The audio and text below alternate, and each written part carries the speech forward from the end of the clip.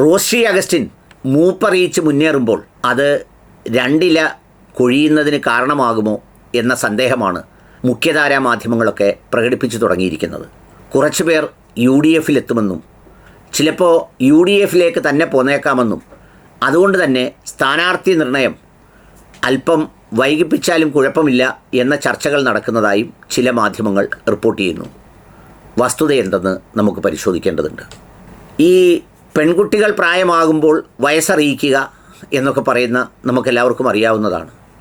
ആൺകുട്ടികളിൽ അത് പാറപ്പുറത്ത് ചിരട്ടയിട്ടുരയ്ക്കുന്നത് പോലെ ഒരു ശബ്ദമൊന്ന് മാറുകയും ചില സംഗതികളിൽ എന്നുള്ള ഒരു ശബ്ദമൊക്കെ വരുമ്പോഴാണ് നാടൻ വീട്ടുകളിൽ പറയും ഈ കോഴി കൊക്കരിക്കാൻ തുടങ്ങി പൂവൻ എന്നൊക്കെ പറഞ്ഞ് നമ്മൾ സാധാരണ സ്വാഭാവികമായി സംസാരിക്കാറുണ്ട്. രാഷ്ട്രീയത്തിലും അതിൻ്റെ ലക്ഷണങ്ങൾ കണ്ടു തുടങ്ങും. ആ ലക്ഷണങ്ങൾ കാണുന്നത് ചില കാര്യങ്ങൾ തറപ്പിച്ച് പറയുക, അത് ചുമതലയുള്ള നേതാക്കളൊക്കെ തിരുത്തിയാലും അതിനെല്ലാം മുകളിലാണ് എൻ്റെ അഭിപ്രായമെന്ന് പറഞ്ഞു നിൽക്കുക, ഒരു ബലം പിടിക്കുക, ചില കാര്യങ്ങൾ നിഷേധിക്കാതിരിക്കുക, ചില കാര്യത്തിന് തടയിടുക, ബ്രേക്ക് ചവിട്ടുക തുടങ്ങിയ പ്രക്രിയയിലൂടെയാണ് തൻ്റെ കയ്യിലും ഒരു വെടിക്കുള്ള മരുന്നുണ്ട് എന്ന് സൂചിപ്പിക്കുന്നത്. ഈ റോഷി അഗസ്റ്റിൻ എന്ന് പറയുന്ന മനുഷ്യൻ നമ്മുടെ KM മാണി സാറിൻ്റെ ഒരു നിഴലായി ഒപ്പം നിന്ന ആളാണ്. പലപ്പോഴും അനാവശ്യമോ അനുചിതമായ പ്രസ്താവനകളില്ലാതെ വളരെ സ്വാഭാവികമായി നടന്നുപോയൊരു മനുഷ്യൻ. അതുകൊണ്ട് തന്നെ ഞാൻ വിചാരിക്കാറുണ്ട് 2 ടേമിൽ മന്ത്രിയാകാൻ സാധിച്ചത് തന്നെ ഈ പറഞ്ഞ ഒരു വിധിയെന്നോണം ഉടയതമ്പുരാൻ നൽകിയ ഒരു സംഗതിയായിട്ടാണ്.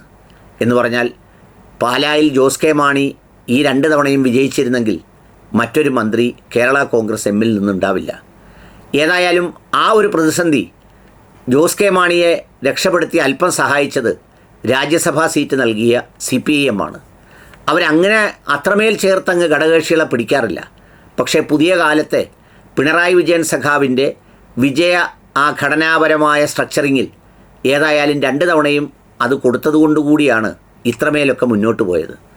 ഇപ്പോൾ 3-ാം തവണ വന്നപ്പോഴും ചെയർമാൻ്റെ കയ്യിലിരിക്കുന്ന മൈക്കങ്ങട് പിടിച്ചു വാങ്ങി അതിൽ ചെയർമാൻ പാലായിൽ തന്നെ മത്സരിക്കും എന്നൊക്കെ പ്രഖ്യാപിക്കുന്ന തരത്തിലേക്ക് കാര്യങ്ങൾ എത്തിപ്പെടുക എന്ന് പറഞ്ഞാൽ അതൊരു തരം വയസ്സറിയിക്കലാണ് എന്നതുപോലെ ഒരു മൂപ്പറിയിക്കലാണ്.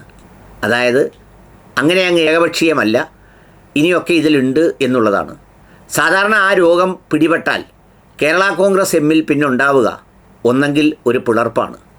നല്ലൊരു നിര നേതാക്കളുമായി ആരംഭിച്ച ആ പ്രസ്ഥാനം ഇങ്ങനെ മൂത്ത് വന്നപ്പോൾ ഓരോരുത്തർ ഓരോ കണ്ടം ചാടി ഓരോ പാർട്ടികൾ ഉണ്ടാക്കി അങ്ങനെ അങ്ങ് പോയി. നിങ്ങൾ തന്നെ ആലോചിച്ച് നോക്കൂ, കേരള കോൺഗ്രസ് എമ്മിൽ നിന്ന് ചാടി പാർട്ടി ഉണ്ടാക്കി സംഘടനാ മികവ് തെളിയിച്ചവരെല്ലാം കൂടി ഒരിടത്തായിരുന്നെങ്കിൽ ഉണ്ടാകുമായിരുന്നൊരു സ്ഥിതിയൊന്ന് ആലോചിച്ച് നോക്കിയേ. പക്ഷേ അവർക്ക് അങ്ങനെ ആകാൻ തരമില്ല. ഏതാണ്ട് അതിൻ്റെ ഒരു ലക്ഷണമാണ് ഇപ്പോൾ കേരള കോൺഗ്രസ് എം കാണിച്ചു തുടങ്ങിയിരിക്കുന്നത്. അതുവഴി ഈ റോഷി അഗസ്റ്റിൻ്റെ നിലപാടിനോട് വിയോജിപ്പുള്ള കുറച്ചു പേരെങ്കിലും മറുകണ്ഠം ചാടുമെന്നും അങ്ങോട്ട് വരുമെന്നും ഇങ്ങോട്ട് വരുമെന്നുമൊക്കെ കരക്കമ്പിയുണ്ട്. അതൊക്കെ വെറും കരക്കമ്പി മാത്രമാണോ കാമ്പുള്ളതാണോ എന്നറിയാൻ കുറച്ച് ദിവസങ്ങൾ കൂടി കാത്തിരുന്നാൽ മതിയാവും. നോക്കാം, കാത്തിരിക്കാം.